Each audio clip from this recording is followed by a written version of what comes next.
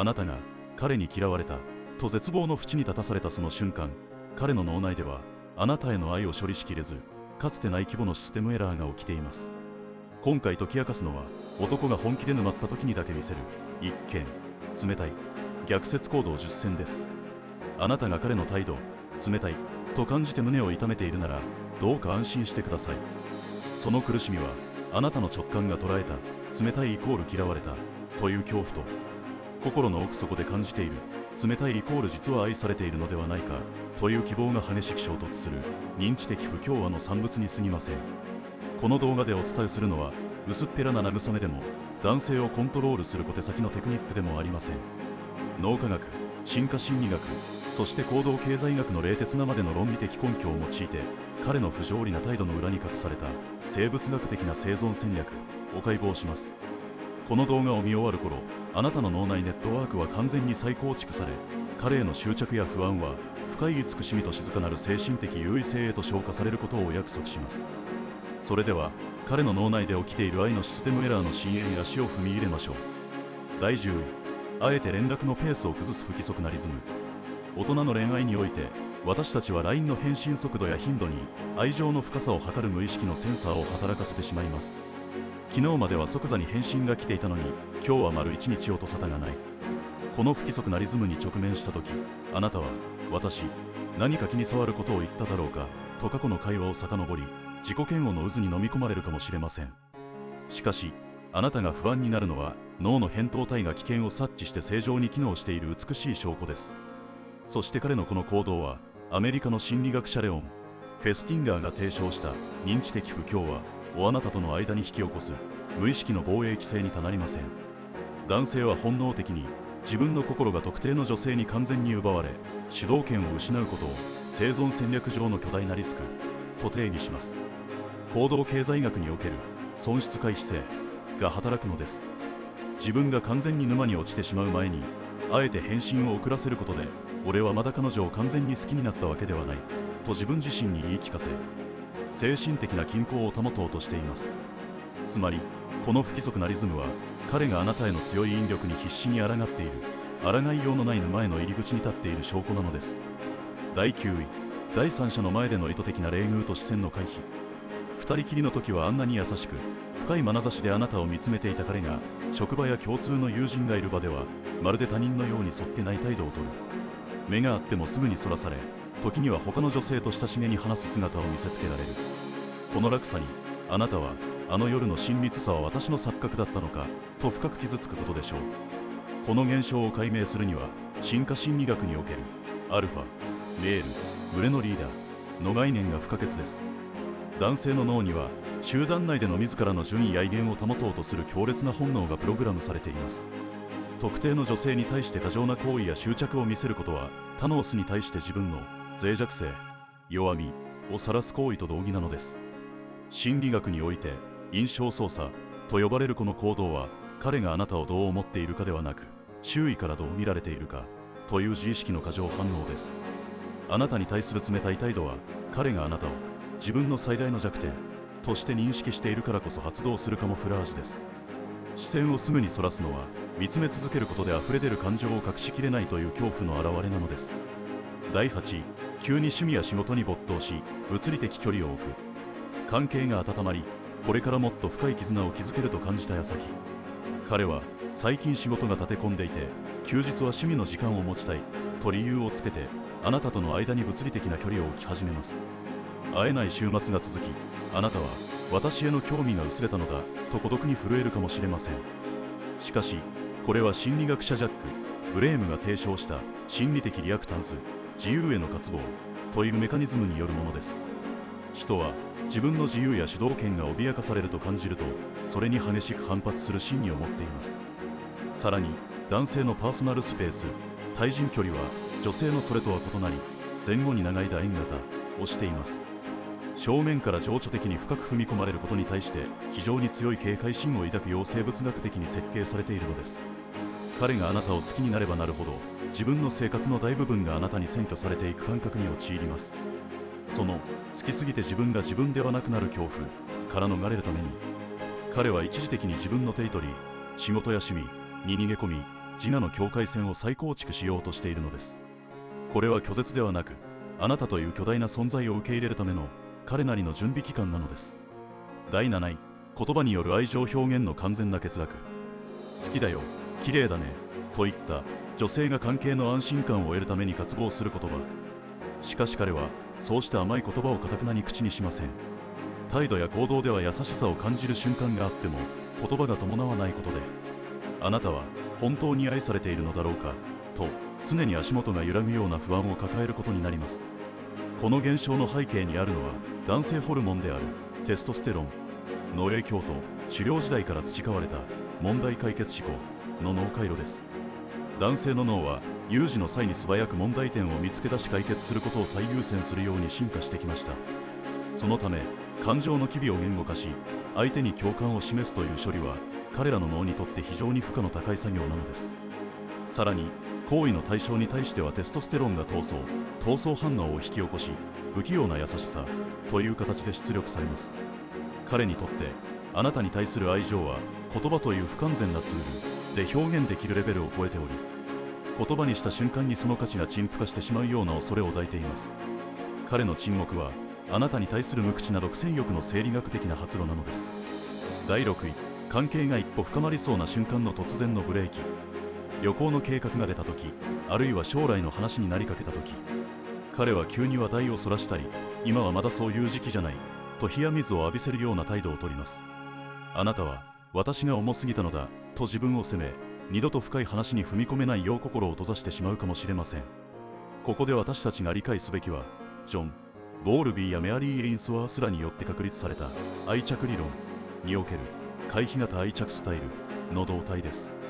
回避型の傾向を持つ男性は相手との距離が縮まり親密さが増すことに対して無意識的な防衛本能、親密さの拒絶を働かせます。過去の経験や生い立ちから他者に深く依存すればいずれ裏切られ致命的な傷を負うと脳が学習してしまっているのです。彼がブレーキを踏むのはあなたが彼にとってどうでもいい存在だからではありません。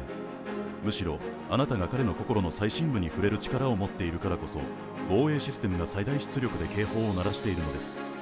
彼の冷たさはあなたという存在の大きさに比例した恐怖の裏返しに過ぎません。ここで少し立ち止まり、あなたの脳に新しい回路を作るための書き換えワークを行いましょう。人間の脳には毛様体不活系という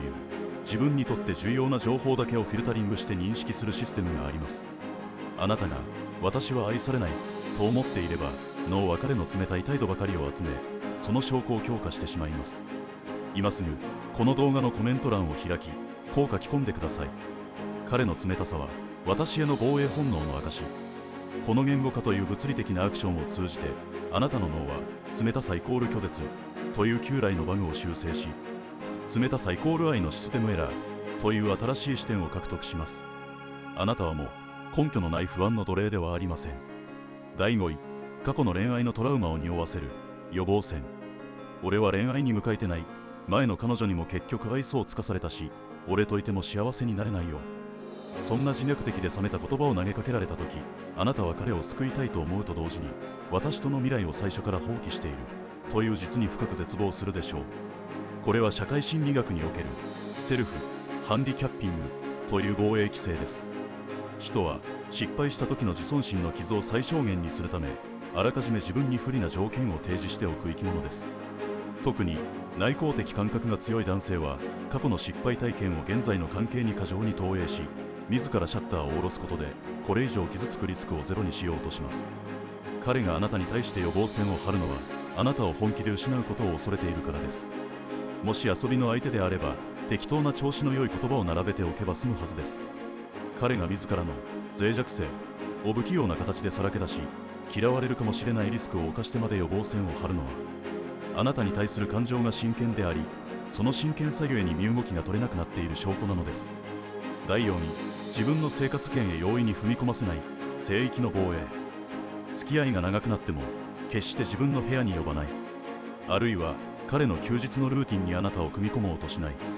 まるで彼の人生の中にあなたが入ってはいけない聖域が存在するかのような隔たりを感じるとき、あなたは私は所詮都合の良い存在なのだという自己否定のループに陥ります。しかし進化心理学の観点から見れば、これは脆弱性の隠蔽とテリトリーの防衛という非常に理にかなった行動です。男性にとって自分のプライベートな空間や時間は社会という戦場で消耗したエネルギーを回復するための絶対的な安全地帯です。そこに人を入れることは自分の最も無防備な姿を晒すことを意味します。彼があなたをすぐに生活圏に入れないのは本気だからこその慎重さです。遊びの相手であれば後腐れなく追い出すことができるため、実は容易に部屋に入れたりします。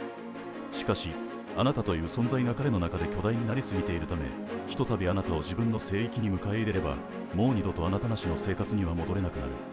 その後戻りできない不可逆的な変化を前に、彼の脳は足踏みをしている状態なのです。第3位、極端な短文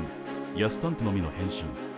あなたがどれだけ心を込めてその日の出来事や感情を長文の LINE で送っても、彼から返ってくるのは了解、わかった、お疲れ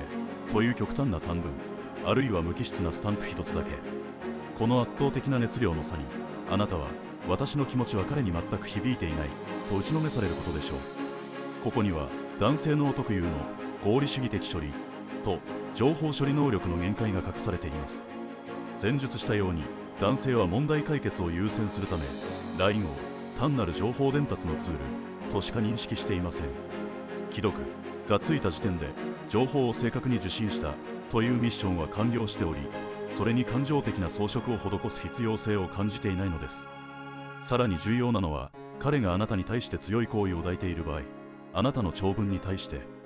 下手なことを言って嫌われたくない、どう返信するのが正解なのかと考えすぎてしまい、結果として脳の言語のがフリーズしてしまうことです。言葉にするほど思考がまとまっていないという戸惑いが、最も安全で解像度の低い短文という形でのアウトプットに変換されているのです。第2、長期間の既読スルーという暴力的な空白。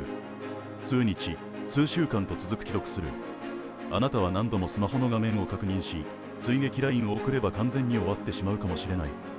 という恐怖と戦いながら、針のむしろに座るような日々を過ごしているはずです。